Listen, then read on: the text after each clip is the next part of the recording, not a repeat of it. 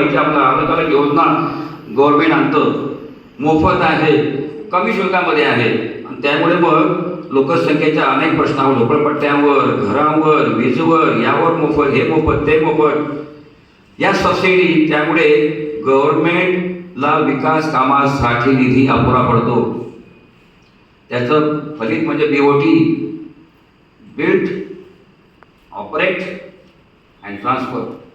हे जे रस्ते, आपण बघा रस्ते जे आहेत, हे रस्ते सध्या बीओटी तत्वावर बांधतो, बरोबर ना. आणि आपण टोल भरतो, आपण गाडीचा टॅक्सही भरतो, आपण टोलही भरतो. अशा प्रकारे हे जे आहेत ते आपण गव्हर्नमेंटला 2-3 नाही तर अनेक वेळा टॅक्स भरतो. याचं कारण काय आहे की गव्हर्नमेंटकडे निधी नाही. तर निधी हा लोकसंख्येच्या अनेक प्रश्नांमध्ये, अनेक समस्यांमध्ये जातो. याशिवाय कायदा आणि सुव्यवस्था बघा तुम्ही, गणपतीच्या वेळेला मुंबईमध्ये, पुण्यामध्ये, मोठमोठ्या शहरांमध्ये जत्रा आहे, लोकसंख्या किती आणि त्या तुलनेमध्ये पोलीस किती, रेशो बघा. 1000 माणसामागे 1 पोलीस, कसे काय राहील हो कायदा सुव्यवस्था. याशिवाय गर्दी आहे, गोंगाट आहे. आपण ट्रेनचं उदाहरण पाहिलं, बेस्टमध्ये गर्दी, दवाखान्यात सुद्धा गर्दी.